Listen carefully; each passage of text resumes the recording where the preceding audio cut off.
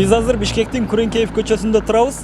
Жашоочулардын айтымында 2017-жылы бүтөт деген жол дагы деле бүтпөй, алардын күнүмдүк жашоосуна жана ден соолугуна зыянын тийгизүүдө. Батыраак бүтүрсөөн жолду. Лида Токталиева Күрөнкеев көчөсүнүн жашоочусу. Ал жасалып бүтпөй турган жолдун кесепетинен асманга көтөрүлгөн чаңдан аллергия болуп, күнүнө 5 маал дары-дармек ичип жатканын айтат. Тезирээк бүтсө болот эле деп өткөндө бир кишиси келген экен булардынчы. Анан айтсак, асфальтыбыз жок болот деди. Анан эми асфальтты дагы жарым жыл күтөбүзбү эми. Анан машиналер эле аябай катуу скорость менен чыкканда эле үйдүн баары чаң тополоң болуп жатып калатабыз. Терезеден ача албайбыз, анткени невозможно чаң. Тем более я аллергик, я вообще не могу. Көчөнүн дагы бир жашоочусу Борон Жаанбаев жолду жасоо иштери кечигип токтоп турганына байланыштуу президентке чейин кат жолдошконун айтат. Ал жолду жасап жаткан компаниянын жумушчулары жок болгондон улам эмгек базарынан жалданма жумушчулар келип жол салып жатканын билдирди. Башталгандан кийин 2-3 күн жолду казышта таштап коюшту. Чаңтып. Бир да жолу синипке ылайык суу сээп иш кылышкан жок. Суу сепкен машинаны вообще эле көргөнүбүз жок. Анан кийин жолдун ушу казып коюп анан кийин таштап коюшканынан биз жана келген жумушчулар менен сүйлөшсөк, алар жанагы базардагы кул базар деп коет, ошодон алып келген балдар экен. Ошолорду алып келишип, анан кийин ошолор баягы кара жумушун кылып, анан кийин кайра кетип калышат. Башка бир өзүнүн профессионалдуу жумушчуларын, кызматчыларын көргөнүбүз жок. Анан кийин аргабыз кеткенден кийин баягы ошо жол салуучулардан сурап көрдүк. Мунун заказчиги ким? Подрядчиги ким? Айтышпайт. Бул жашыруун дейт. Анан аргабыз кеткенден биз президенттин астынан кайрылуу жаздык, арыз жаздык, чогулуп. Көчө боюнча баарыбыз кол коюп. Президент болсодан кийин аны баягы прокуратурага каяка жөнөткөн экен, ал жерден келимиш болушуп, ары бери сүйлөшүп, ошол келген учурда мен жок экенмин, анан коңшуларды мындан кийин жазбагыла, тигинде мындай деп суранышып кетишиптир. Борон Жаанбаев Күрөнкеев көчөсүнө 1 айдан ашык убакыттан бери жол жасаган жумушчулар келбей жатканын кошумчалады. Ушу мынакей 1 айдан өтүп кетти, бир да киши жок. Казылган, ташталган. Мына ушу ойдон турабыз. Кечке чаң, эки жагын тосуп коет. Үйлөрдүн баарын, ремонт болгон үйлөрдүн баарын чаң басып бүттү. Бишкек асфальт сервисденби ошол бир кат келди. Кат боюнча бул жолдун курулушу 2017-жылдын 1-апрелине бүтүш керек экен. 2017-жылдын 1-апрелине. Андан бери мынакей 1-апрель 2019-жылга чейин 2 жыл. Андан бери 2 жыл 4 ай. Дагы эле эч нерсе жок, жумушчулары жок, машиналары жок. Бир айтышат, фирманын акчасы жок болуп атат дейт. Эмне деген фирма экенин билбейбиз. Күрөнкеев көчөсүнүн жашоочуларынын арызын унуккан соң, алардын кайрылуусуна жооп алуу үчүн Бишкек шаардык мэриясына кайрылдык. Мэриядан бизге Бишкек асфальт сервис ишканасынын бөлүм башчысын жиберишти. Анын айтымында Күрөнкеев көчөсүндө жол куруу иштери жүргүзүлүүдө. Ушул жуманын ичинде асфальт төшөлө баштайт. Абдрахмановдон бүгүнкү Жержинка көчөсүнө чейин бүт асфальтка даяр. Кудай буюрса ушул жуманын ичинде этектерине чейин асфальт салына баштайт. Мындан ар жагына көрүп атасыздар, жолдун бар журлары коюла баштады, иштер жүрүп атат ар жагында. Ошон үчүн айтпаймынбы, эми бар журлар коюлуп бүтүп жүрүп атпайбы? Күрөнкеев көчөсүндө 4-5 саат туруп, ары бери өткөн унаадан улам асманга сапырылган чаңдан башка эч нерсе көрбөгөндөн кийин жол куруу иштеринде жумуш жүрүп жатат деген Бишкек асфальт сервис ишканасынын кызматкеринен бизге жумуштун жүрүп жатканын жана жумушчуларды көрсөтүп берүүсүн сурандык. Сиз жумуш жүрүп атат дейсиз, жумуш жүргөнүн көрбөй элебиз. Эч бир да жумушчу көргөн жокпуз бул жерде. Жок, жумушчуларды көрүп жүргөн жок деп атпайм. Мына бар жуулардын баары коюлуп турат. Бүгүнкү асфальтка уже жолдун бар жуулары коюлуп турат. Бары. Жок. Жумуш жүрбөй эле да токтоп турат деп туурабы?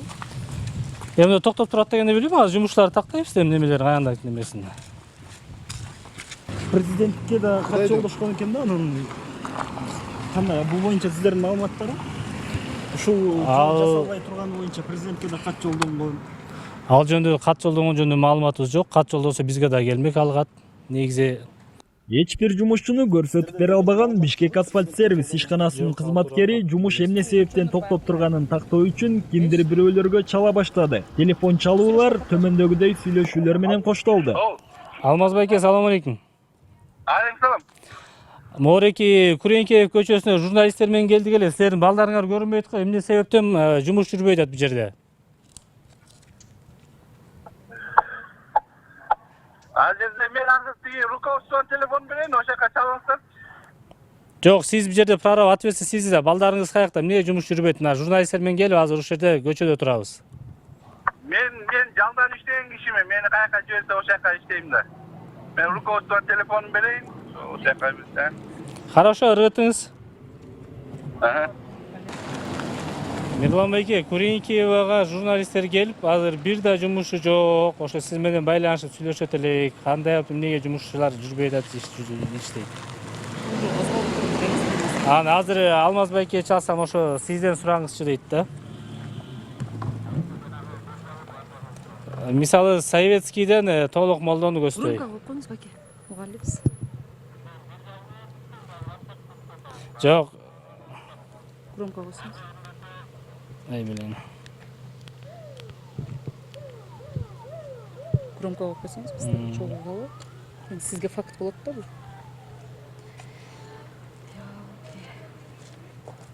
Алло. Биякта айтып бериңиз.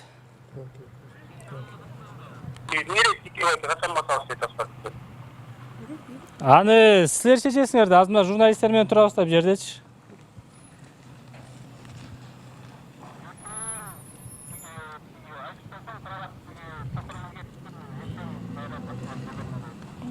Пахро.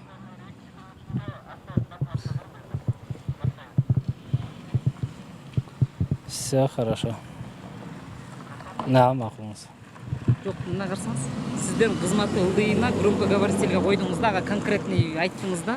Жок, сиздин башчыңыз болуп калды, получается. Бул менин башчым эмес бул.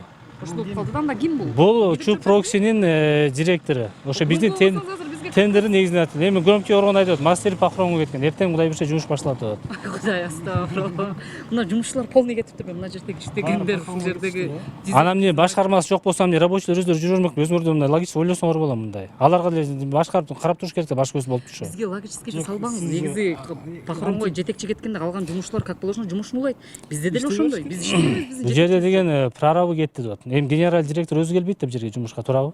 Бишкек асфальт сервис ишканасынын бөлүм башчысы телефон сүйлөшүүлөрдөн кийин жумушчу топтун жетекчиси Батаага кеткенден улам жумуш токтотулду деген жоопту гана тактады.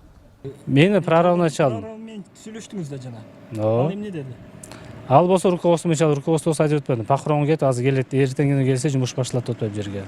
Ал эми жол качан, кайсыл датада жасалып бүтөт деген сурообузга так жана канааттандырарлык жооп ала алган жокпуз. Сиз мындай датасын айтсаңыз, бул айда жол бүткөрөт. Эми ал мен датасын момча күнү могунду бүтөт деген келе, мен дагы демеймин. Жан чачым болуп калса дагы кичине срок узарып калышы мүмкүн. Эми күз мезгили башталат, эми ага чейин биз айтып атпайбызбы? Жан чачым башталгыча могу жерде бүткөнгө биз аракет кылабыз деп атпайбызбы? Эми жан чачым басса дагы узарып кетет. Ошого чейин мындай бир шана күндүн ачыгы ушундай болуп аткан үчүн биз аракет кылабыз, ошо эрте бүткөнгө дагы. Бишкек шаардык мэриясына караштуу Бишкек асфальт сервис муниципалдык ишканасынын бөлүм башчысынан канааттандырарлык жооп ала албаган соң, биз кайрадан Бишкек шаардык мэриясына кайрылдык. Мэрия бизди Бишкек асфальт сервис ишканасынын жетекчисине жиберди. Ишкананын жетекчиси Мирлан Аманторов да бизге Күреңкеев көчөсүндө жумуш кызуу жүрүп жатат деген жоопту узатты. Азыр жумуш жүрүп жатат. Совет көчөсүнөн Тоголок Молдо көчөсүнө чейин азыр асфальтка даярдалып, ушул 2 күн мурун лабораториядан тапшырышты. Бүгүн эртең ал жерде асфальт бүтөт. Компания бул жоопкерчилиги чектелген коом Чупрокси деген компания уткан тендерди.